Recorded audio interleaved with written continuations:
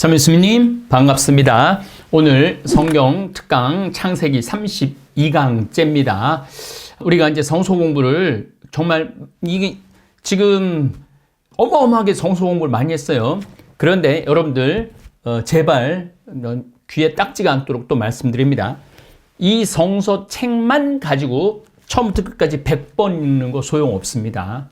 물론 뭐 읽으면 읽을수록 하느님의 신비가 조금씩 드러날 수는 있겠지만은 고대 근동 지방의 문명을 모르고 이 우주의 시간을 모르고 때를 모르고 이집트 문명을 모르고 문자, 인간의 영적 그런 발달 과정을 모른다면은 이 성서는 계속 거짓말처럼 들려지고 이 앞뒤가 안 맞는 거짓말 책처럼 느껴지는 경우가 많습니다.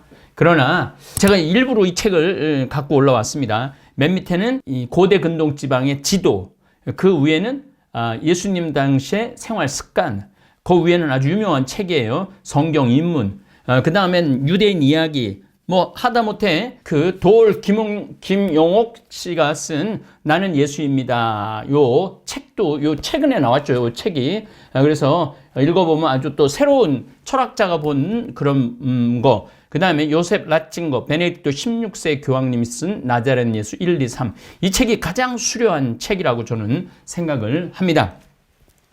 이런 또 문명적인 책들을 도움을 받아야만이 이 성서를 이해하는 거예요. 그래서 이제 새해가 이제 설이 지난주에 설 지내셨잖아요. 그리고 우리 이제 한 주간 이제 맞이하고 오늘 수요일 강의를 듣는데 저는 1월 1일도 새로 시작하는 기분도 들지만은 이상하게 이제 설 명절이 지나고 나면은 진짜 한 해가 시작되는 그런 기분이 들어요. 역시 우리 한민족은 태양력을 써서 그런 두 가지 기분이 드는 거 아닌가 이런 생각을 합니다.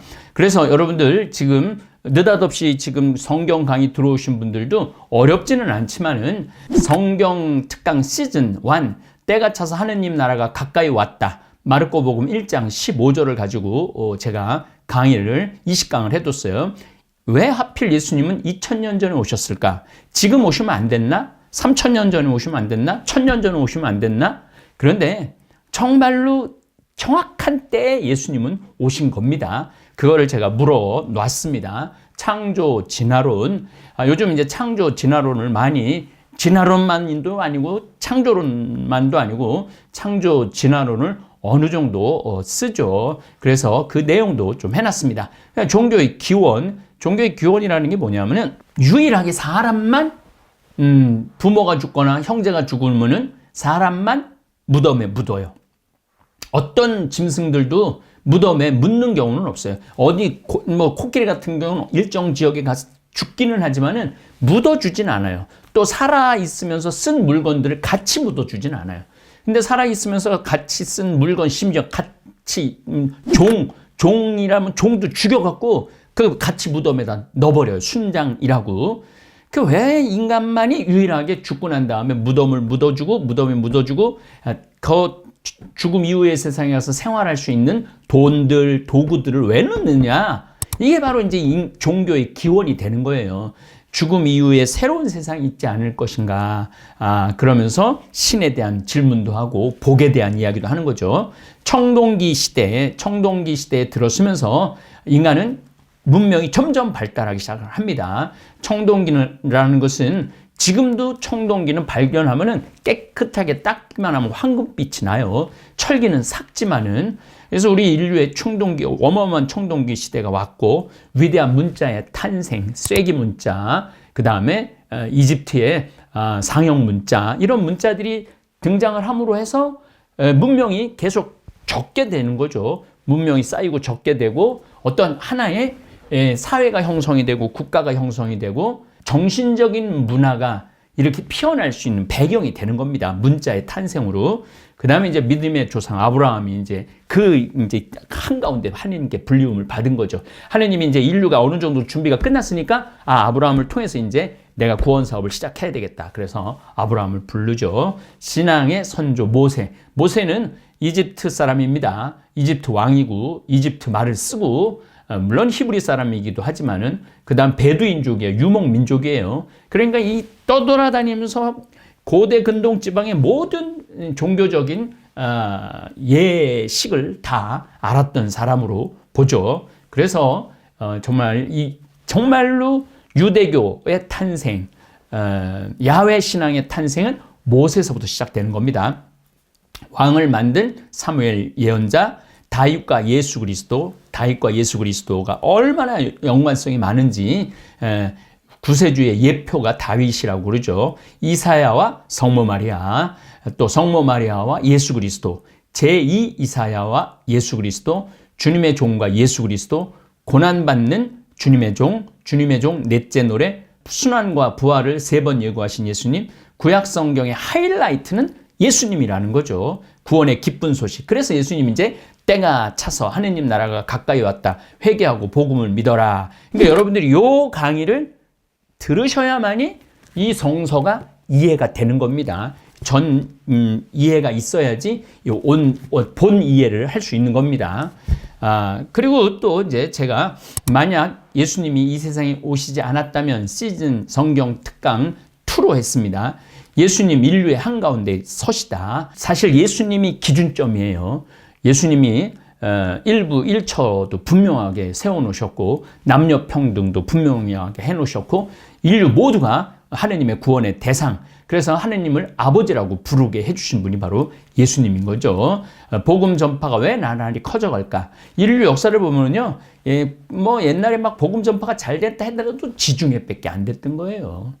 1500년대에 가서 아메리카, 북아메리카, 캐나다 특별히 남아메리카 1500년에 가서야 전교가 됐죠. 1700년에 가서야 원래는 1500년, 1600년에 중국이 됐지만은 1700년에 가서 본격적으로 복음이 선포가 되죠. 아프리카는 1700년에 시작이 됐는데 가장 지금 복음 전파가 잘 되는 것은 아프리카죠. 왜 점점 복음이 나날이 커져갈까?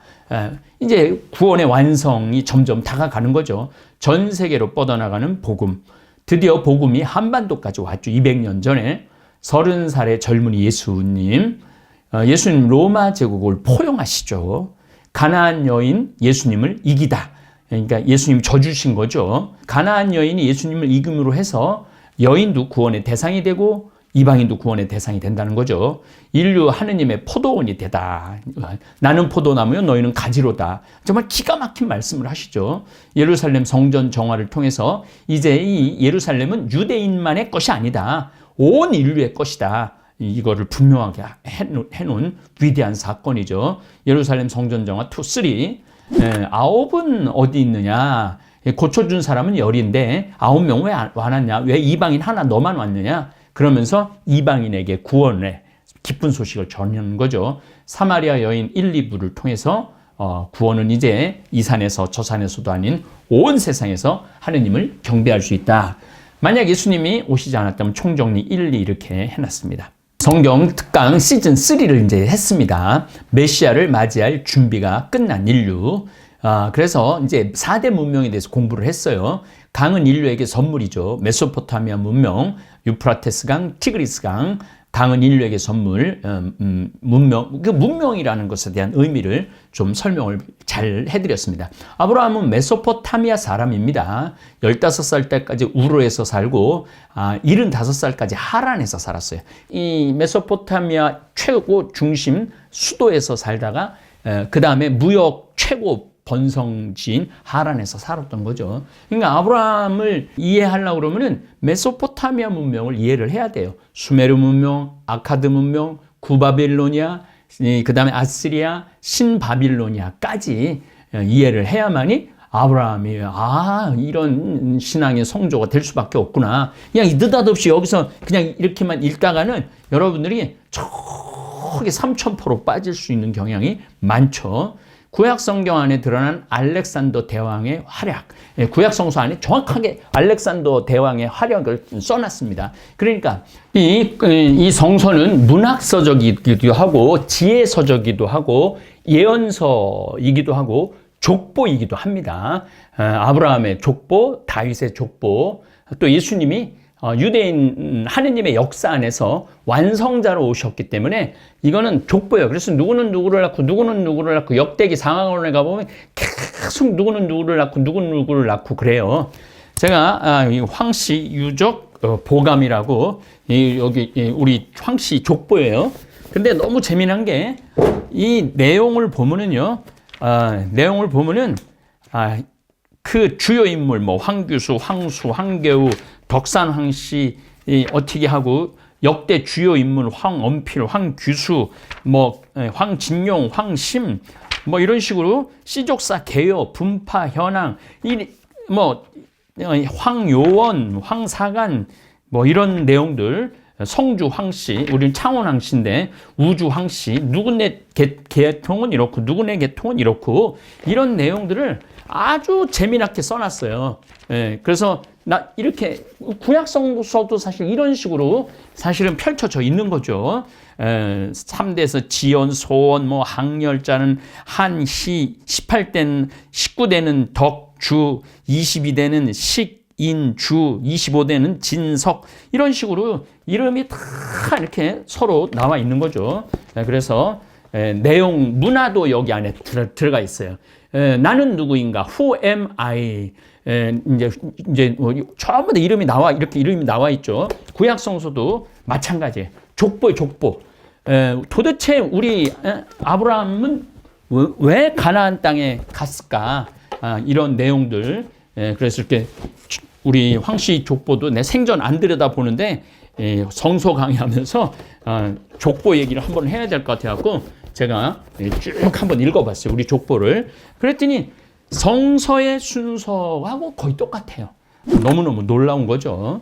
어쨌든 이집트 문명으로 간 아브라함이 기근이 들어갔고 사라이를 데리고 가죠. 파라오가 건드리려고 그러는데 꿈에 나타나갖고 왜 여동생이라고 속였느냐. 사실은 아버지는 같고 엄마는 달랐어요. 그러니까 아브라함하고 사라는 형제였죠. 어쨌든 그런 내용들. 이집트 문명으로 간 야곱 이제 가뭄이 들어가고 70명을 데리고 내려가죠.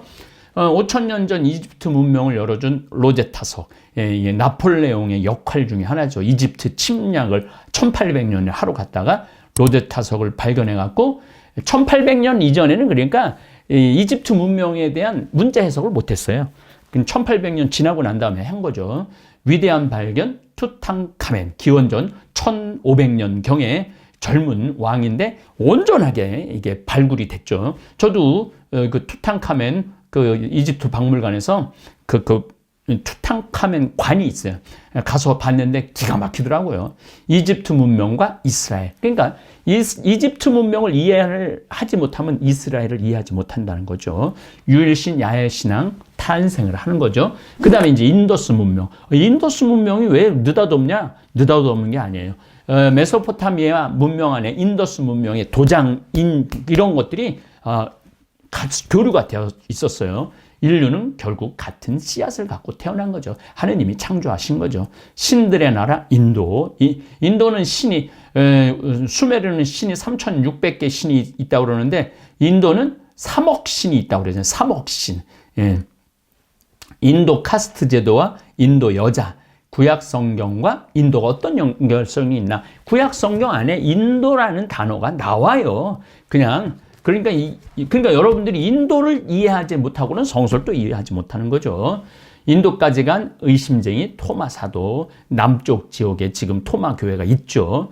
위대한 스님 해초, 인도를 품다. 이건 아주 좀 특이한 거지만 우리 통일신라 시대에 해초 스님이 정말 인도까지 가갖고 다 왕호 천축 국전이라 갖고 5나라를 다닌 그 여행기를 쓰죠.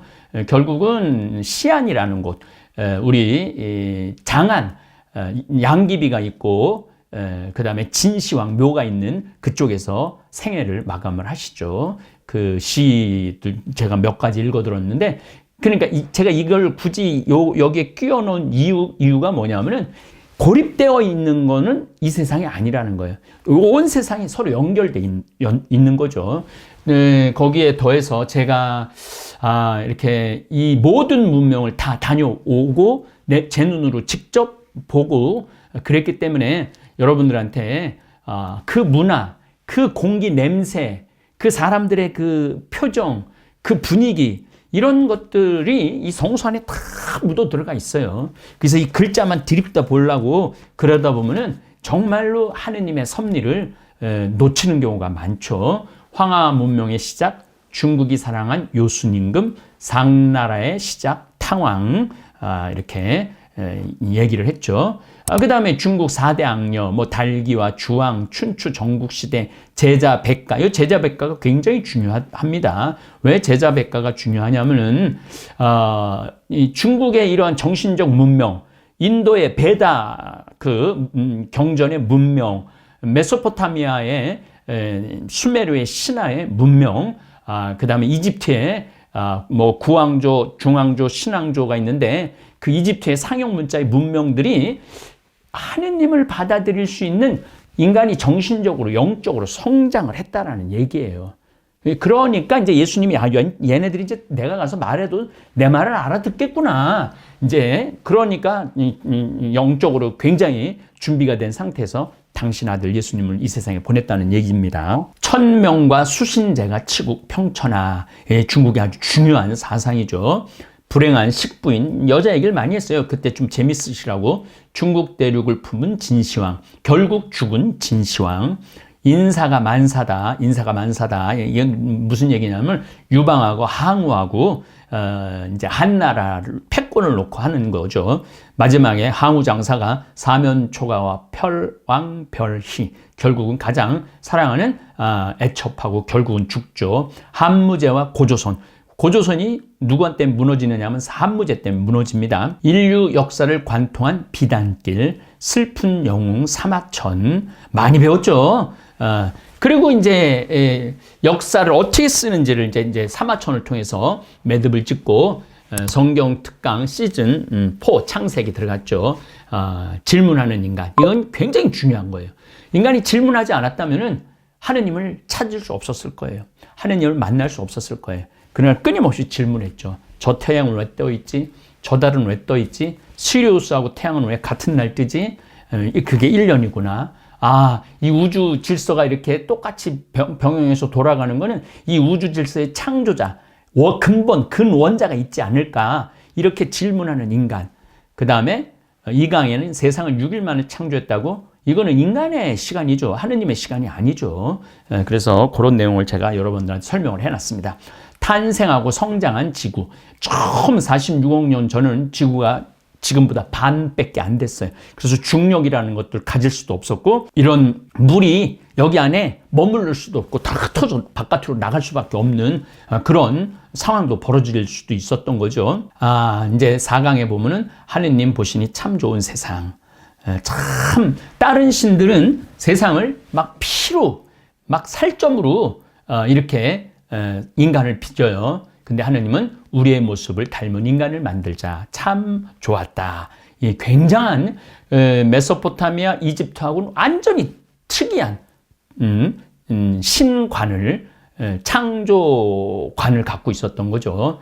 성경과 과학은 전혀 충돌하지 않습니다. 여기 하나하나 제가 설명해 나가는 것들을 따라 들으시면은 전혀 충돌할 일이 하나도 없는 겁니다. 그래서 어떤 개신교 성도가 댓글에 그렇게 올린 글이 있어요. 나씨 그냥 처음부터 끝까지 이 성경은 하느님의 말씀이니까 믿으라고, 글자 그대로. 근데 그냥 20년 동안 30년 동안 도저히 받아들일 수 없는데도 믿으라고 그랬을 때 너무 힘들었는데, 신부님의 그 하나하나 이렇게 껍질 벗겨줘갖고 이렇게 보여주니까 속이 너무 후련하고 성서가 막 사랑스럽고 막 글자가 막 살아 움직이는 기분이 들어서 정말 하루하루를 너무 행복하게 보낸다고 그런 글들도 쓰셨어요. 그래서 성경과 과학은 전혀 충돌하지 않습니다. 구약 성경 창조신화보다 앞선 최초의 창조신화 에노마 엘리시도 얘기를 했죠. 그 다음에 로제타석 발견과 니네베 발견. 이건 뭐 우리 성서학에서도 위대한 발견이지만 인류 역사 안에서도 위대한 발견이죠. 니네베의 요나 이야기는 그래서 지어낸 이야기가 아니다. 그 다음에 성경 흔적 니네베를 찾아서, 그 다음에 바벨탑, 그 환상적인 이야기를 말씀드렸고, 실존 인물 우르 사람 아브라함, 같은 듯 다른 창조 신화 1장하고 2장, 3장은 좀 같은 듯 다르지만 그러나 똑같아. 하느님은 인간을 소중하게 여겼다는 거고 선물로 이 세상을 주셨다는 건 똑같은 얘기입니다. 그리고 이제 14강, 15강 끝없는 신들의 이야기를 제가 메소포타미아, 이집트 다 끄집어내 갖고 이제 얘기를 해드린 거예요. 16강 아버지를 죽이는 잡신들의 이야기. 그러니까 하느님은 우리와 닮은 인간을 만들자. 굉장히 평화로운데 마루두기 피아마트를 죽이고 피아마트가 여길 죽이고 난나가 뭘 죽이고 계속. 그리고 인간은 자기네들 노동 대신 하려고 인간을 만들었지 인간한테 축복해 주려고 인간을 만드는 게 아닌 신화가 고대 근동지방의 신화들입니다. 그거하고는 완전히 결이 다른 것이 이 성경입니다. 그래서 이거야말로 하느님이 영감을 준 예언자들한테 인스피라시오라고 인스피레이션, 영적인 거를 하느님이 이끌어간 거죠. 그래서 이건 하느님의 연애 편지라는 얘기를 제가 말씀을 드렸던 거죠. 구약 성경에 나온 우상신, 이름이 굉장히 많아요. 구약 성경에 나온 우상신 이름이 굉장히 많은데 이게 다 이집트 신화에 나오고 에누메 엘리시 신화에 나오는 내용들이에요. 그러니까 참 너무너무 살아 움직이는 책, 이게 그야말로 간증책이죠.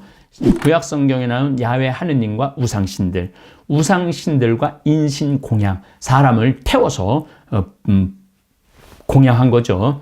고대 근동의 수많은 우상신들과 유일신인 야훼 하느님이 유일신 야훼 하느님을 지켜내려고 그랬으니 얼마나 이 유대인들이 많은 혼란과 갈등과 계약, 그래서 이제 이 계약이라는 게 굉장히 중요하죠. 계약을 맺으시고 계약을 세우시고 계약을 가르신 거죠. 그래서 결국은 예수님이 십자가 위에서 피를 흘림으로써 십자가에 피를 뿌리고 세상에 피를 뿌림으로 해서 하느님의 약속의 완성, 계약의 완성을 예수님이 이루신다라는 그러한 것으로 발전해 나간다는 거죠.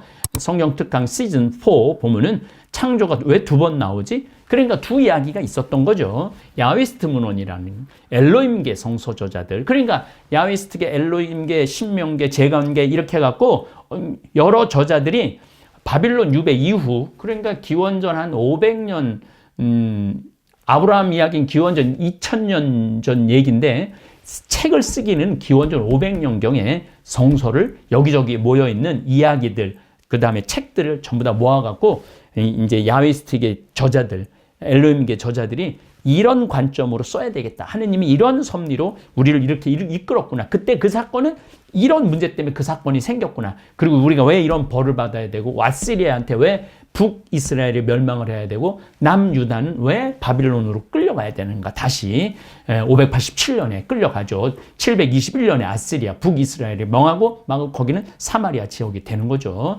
그리고 이제 계약의 의미에 대한 얘기를 제가 아주 폭넓게 말씀을 드렸습니다. 2600년 전 요시아 임금의 종교 개혁에 대해서도 말씀을 드렸습니다.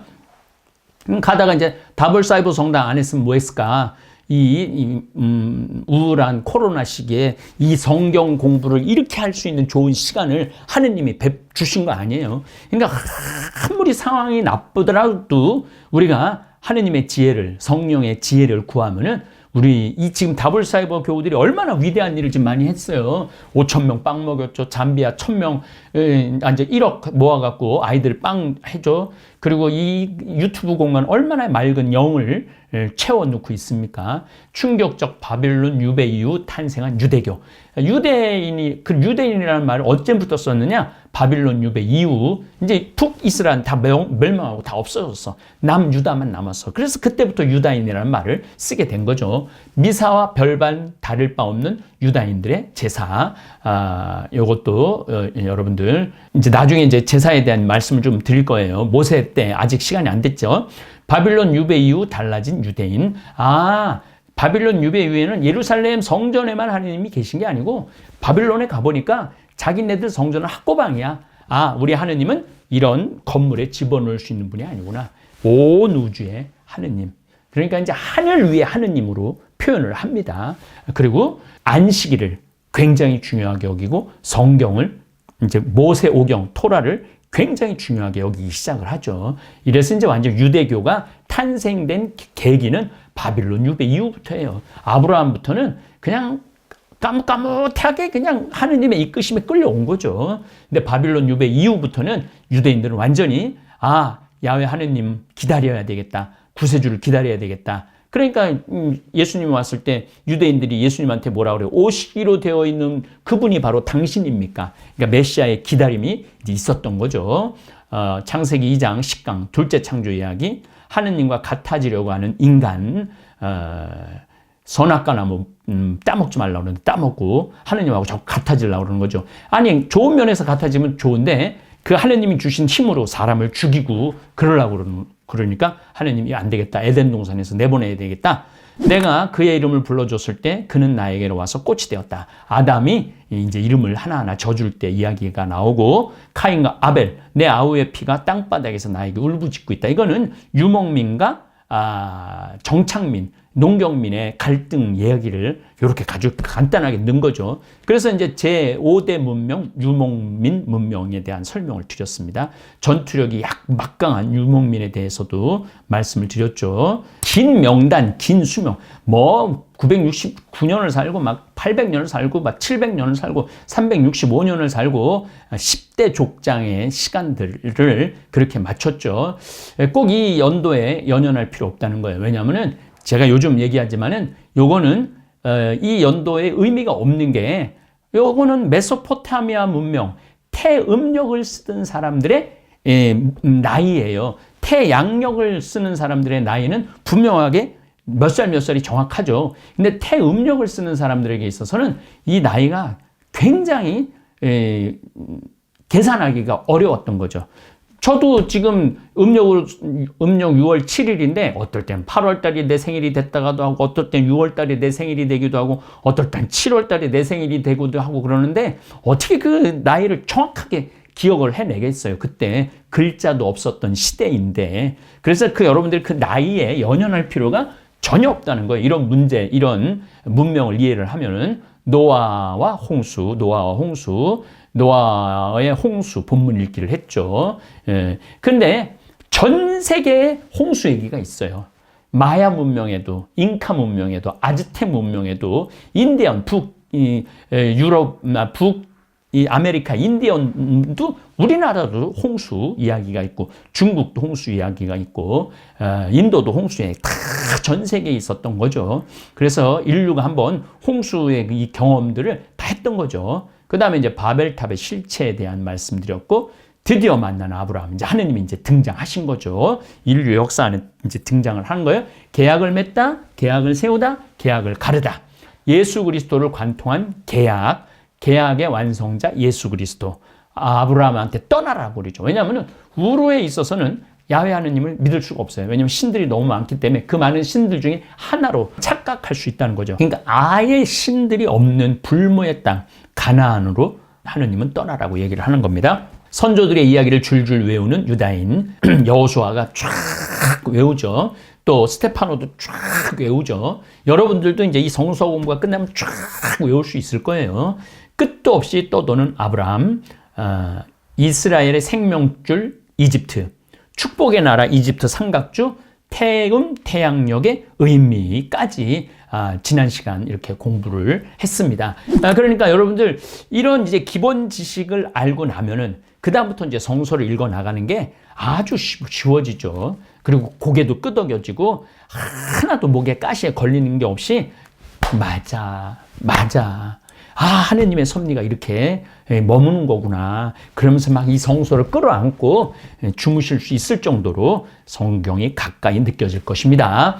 이제 또 이제 신축년 새해를 맞이하고 첫 주간을 시작을 하는 바이니 여러분들 성경 공부도 새로운 마음으로 좀 까뭇까뭇한 거는 다시 돌아가갖고 이게 올라가니까 총정리해서 잠깐 보다가 이거 궁금하다 그럼 다시 찾아서 보시면 될 겁니다. 예, 감사합니다. 너무나도 고소해 참을 수가 없을걸 건강히 책임져줘 생태만 전국장 전국장이 냄새난다 선입견이 있나요 나도 처음에